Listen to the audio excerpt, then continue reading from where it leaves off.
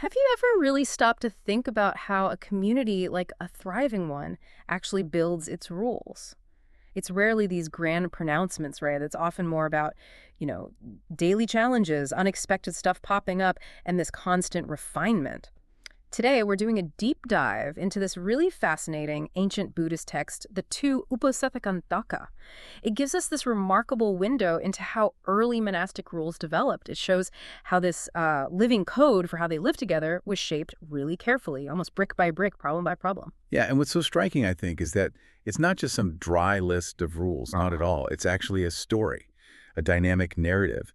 It shows us how the Buddha, the Blessed One, and his community, the Sangha, they work through things, iteratively developing and refining procedures for, well, communal well-being, spiritual discipline. Right. And our mission today really is to uncover the whole story of that evolution, to highlight how incredibly practical and responsive this ancient wisdom was. You'll see how these rules came directly out of what people were actually experiencing day to day. Okay, so let's dive right in at the beginning then. The source mentions King Bimbisāra in Rajaha. What was it that first got him interested in setting up regular gatherings for the Buddhist monks? Well, the story goes that King Bimbisāra noticed these other groups, other ascetics. The text calls them Anyatitya Paribhajaka. He saw them gathering on specific days, the 14th, 15th, and 8th of the fortnight, and preaching their ideas. Okay. And he noticed people were drawn to them.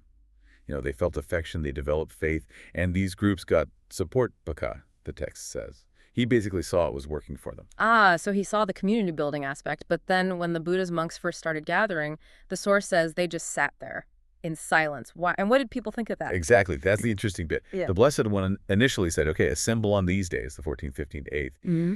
But when the bhikkhus, the monks, gathered, they just sat silently. Tuchini Siddhanti. And the public, they weren't impressed. They complained, apparently quite loudly, comparing them to mute pigs even. They were asking, shouldn't Dhamma be spoken when you assemble? It clearly wasn't achieving the goal Bimbisāra probably envisioned. Okay, so silence definitely wasn't the answer. What was the very next step? How did the Buddha respond to that feedback? Well, he listened.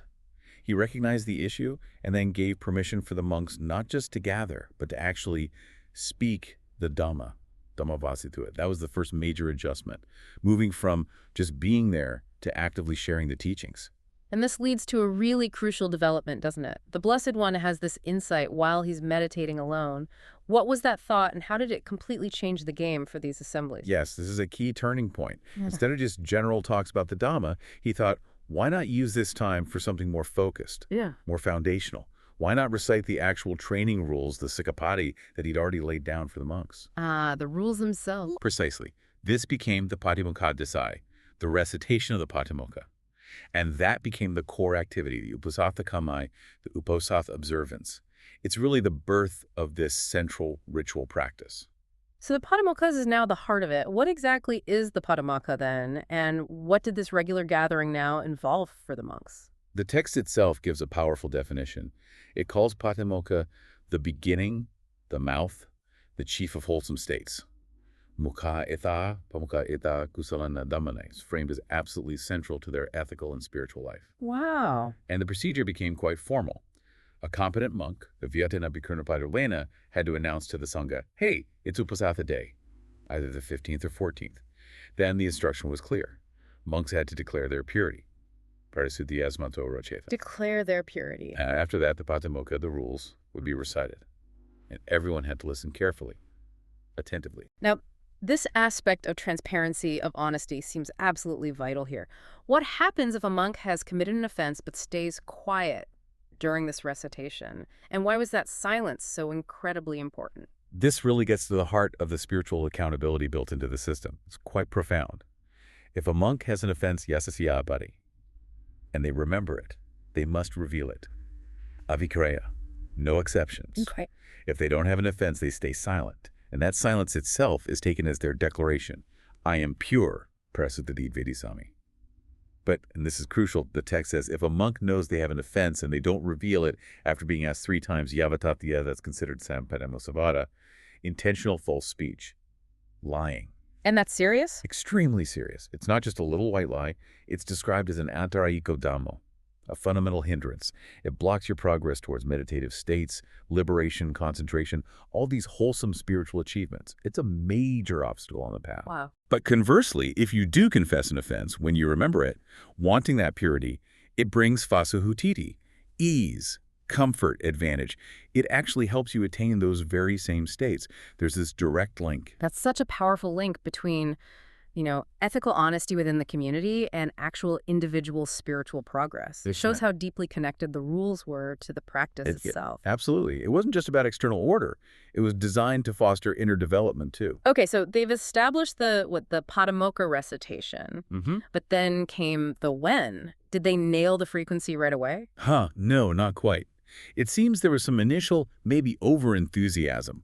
Monks started reciting the Pātimokkha every single day. Every day. Every day. The Blessed One had to step in and say, no, that's not right. He actually prohibited it and even imposed a minor offense, a dukkaya, for doing it daily. He restricted it to only the official Uposatha day. Okay, so daily was out. What did they try next? Well, then they swung a bit the other way, maybe. They tried reciting it 3 times a fortnight, on the 14th, 15th, and the 8th day. But again, the Blessed One said no. Too much. He refined it again, permitting it only once a fortnight, either on the 14th or the 15th day. It really shows that iterative process, doesn't it? Responding to how things actually played out. So the when is settled. But what about the where? Defining the physical space for these gatherings must have also presented challenges. Oh, definitely. The text brings up this group again, the Jabagya Bhikkhu. They sound like they were often pushing the boundaries, literally in this case. They started reciting the Pātimokkha separately in their own little groups, which obviously caused disunity. Right, undermining the whole point. Exactly. So the Blessed One laid down a really important rule. Janemi bhikkhive samagane uposathakkhandhaka. Basically, I allow the Uposatha observance to be done in unity. Okay, unity. But how do you define that? What does unity mean geographically? Good question. That came up immediately. Does unity mean everyone in one building, one dwelling, a kavaso? Or does it mean, like, the whole world? The Blessed One clarified, unity within an ekavaso, a single monastic dwelling. And to make that clear, they needed boundaries, right? Yes, precisely. Monks were allowed to formally designate a sīmā, a boundary, for what they called samana uposatha, a common residence where everyone does the one uposatha together. And this wasn't just drawing lines. It involved marking nimitta landmarks, things like mountains, rocks, forests, trees, roads, even anthills, rivers, water sources. The source even gives the formal Pali chanting for how to establish one. So these boundaries were really about creating a shared space for this core practice, making sure everyone was literally on the same page. But, as often happens with rules, did the boundaries themselves start causing new problems? You guessed it. Those same Chabagi Bhikkhu. They started making these boundaries excessively large, like 4 or 5, even 6 yojanas wide. That's a huge distance. Wow. What was the impact of that? Well, monks traveling to attend the Uposatha would arrive late because the area was so vast, or they'd get stuck somewhere in the middle. It defeated the purpose of unity. So the Blessed One had to step in again and set a limit. Maximum 3 yojanas. Okay, practical adjustment. What else went wrong with boundaries? Rivers. Monks set boundaries that crossed rivers. Predictably, monks trying to ended up having their robes and bowls swept away.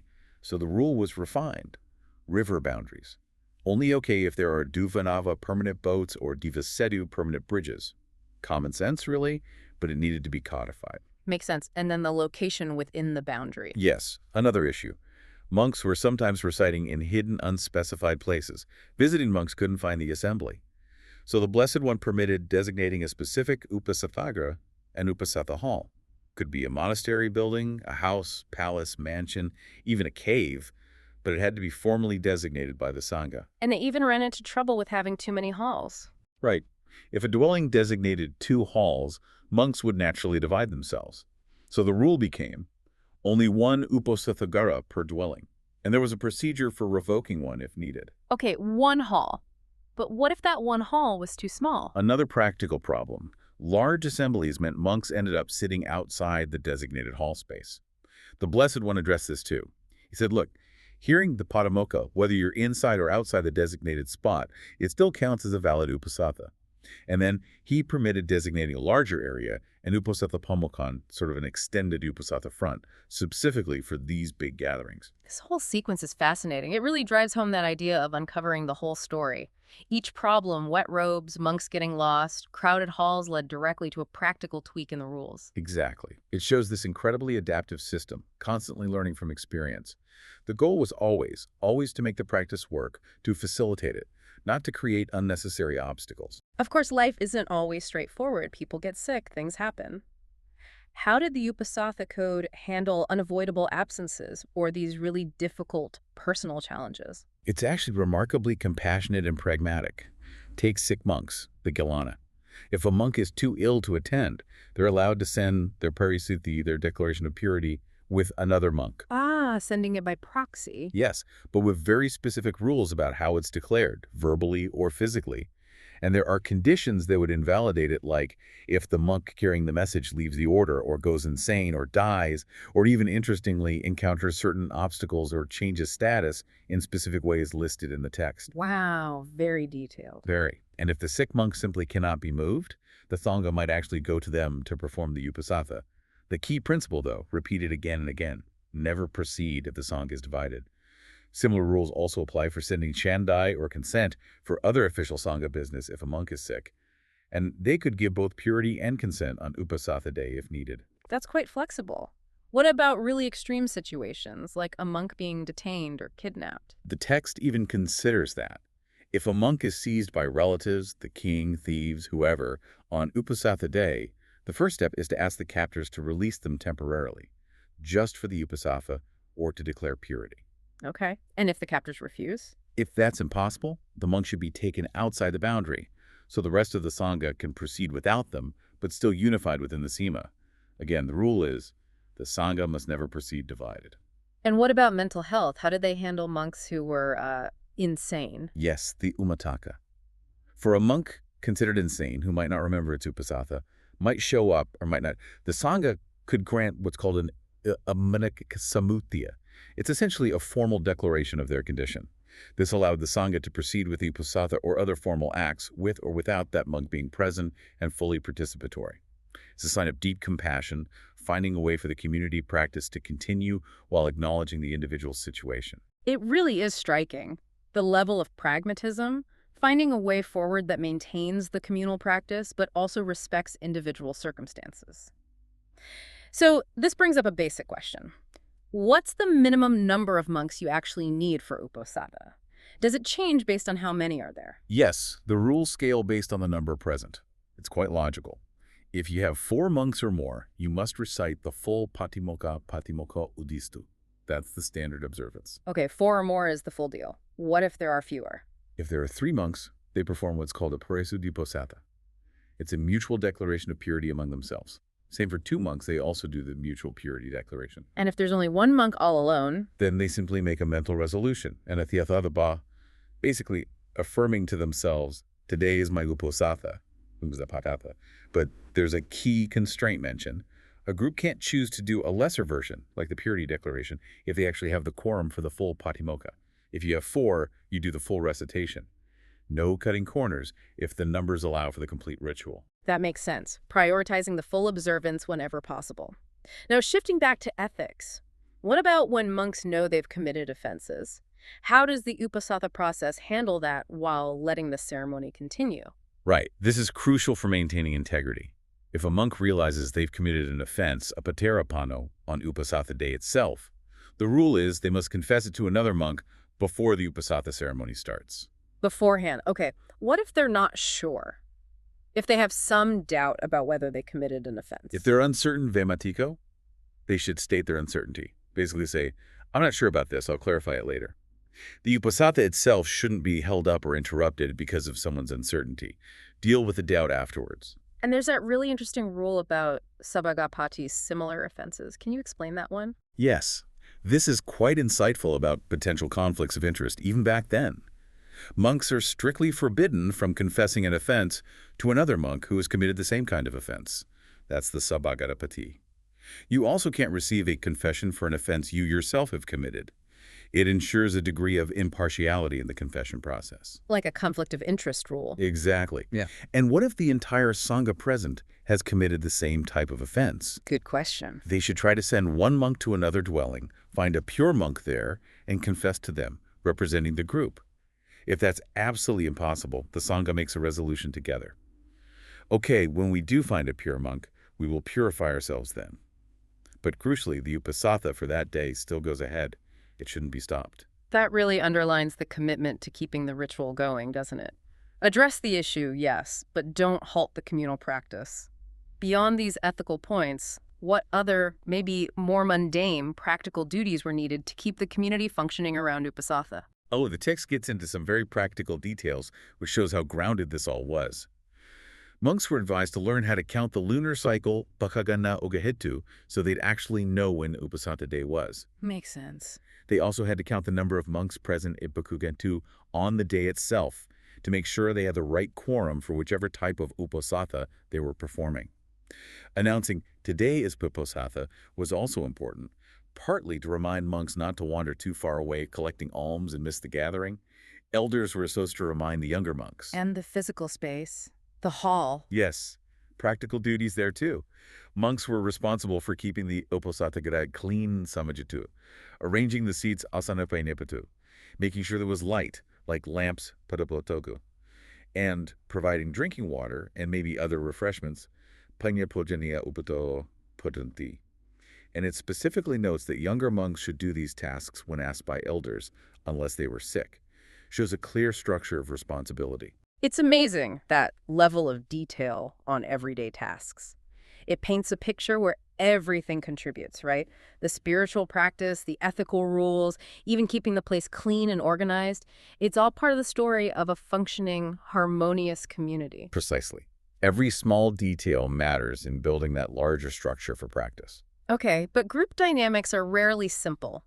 Things must have gotten tricky when monks arrived at different times, or even worse, disagreed about which day was Uposatha Day.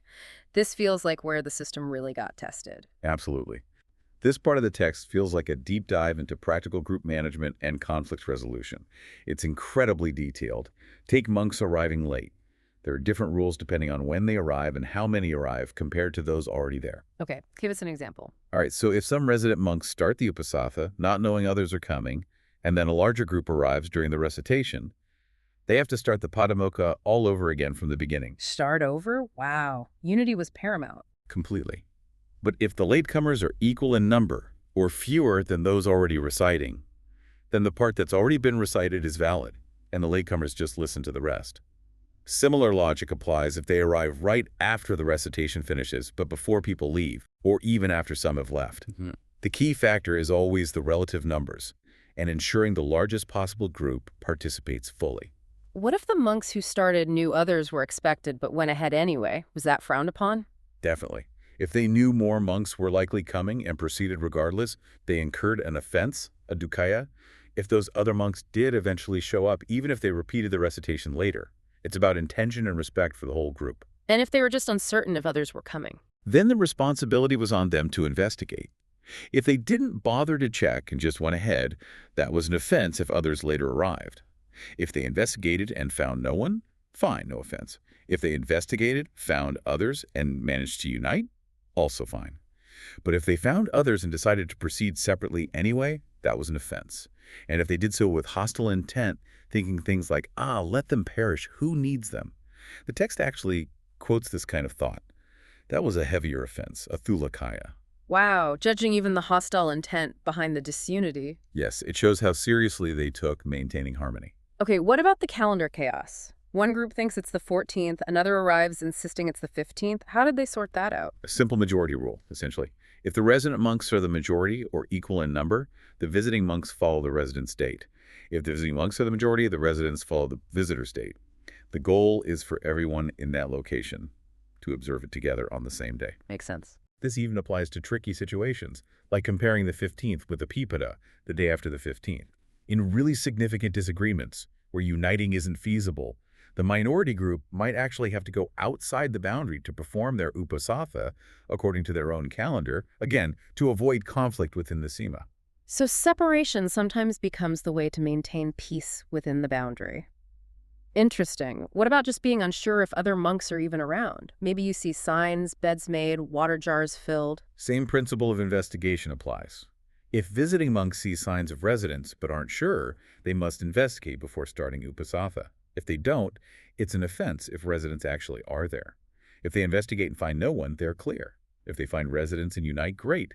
If they find them in separate or act with that hostile intent again, it's an offense.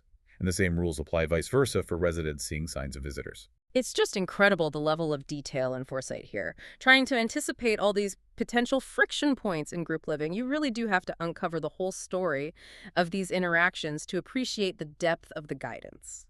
It really is a remarkable blueprint for managing a community, aiming for unity and wholesome practice above all. Finally, the text lays out quite a specific list of people who were excluded from the Pātimokkha recitation, or whose presence would actually invalidate the whole thing. Who was on this list, and what does it tell us about how they defined the core group for this ritual? Right, this list essentially defines the boundaries of the Sangha for this specific crucial observance.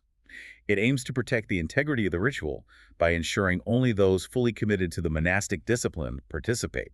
So excluded are nuns, bhikkhuni, female trainees, sikhamana, male novices, samanyara, and female novices, amicari. They have their own observances. Okay, so different categories within the broader community. Who else? Also excluded are those who have formally renounced the training or committed the absolute gravest offenses, anamavatu ajapanakasa. Plus, those expelled for specific reasons, like refusing to acknowledge an offense, not repenting, or persistently holding wrong views that undermine the core teachings. So maintaining doctrinal and disciplinary alignment. Yes. And then the list gets quite specific about other categories.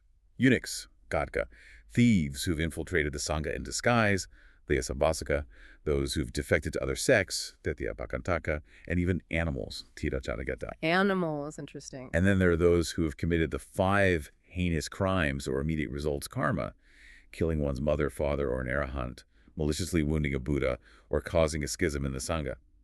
Also, nun-defilers are mentioned in some lists related to this. And lastly, hermaphrodites, Uposatha, are also excluded from this specific ceremony. That's quite a list. Are there any other nuances or exceptions mentioned? Couple of points. A monk undergoing probation, parivasaka, for an offense, can't participate in the simple declaration of purity Uposatha unless the main assembly hasn't formally concluded yet.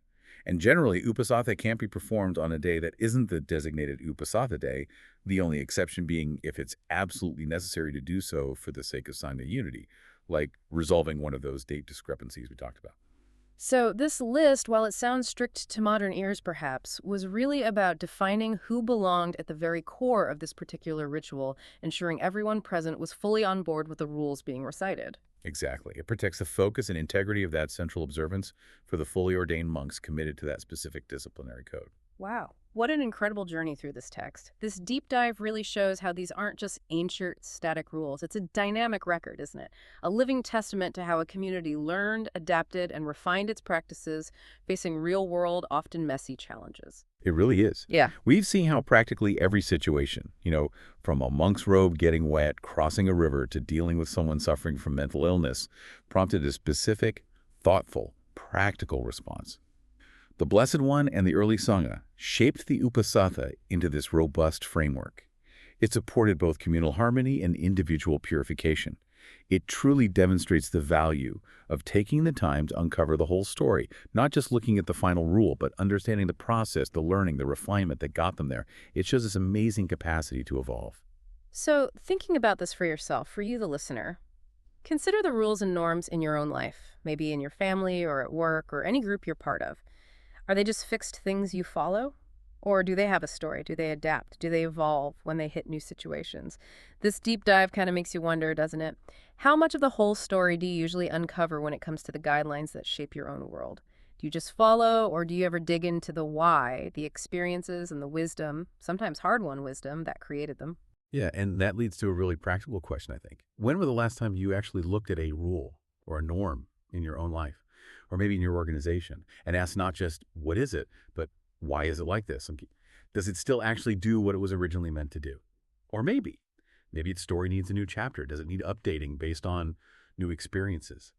This ancient text, I think, shows us something powerful, that real understanding, real wisdom often comes from digging into that messy, detailed process of growth and adaptation, not just admiring the polished end result.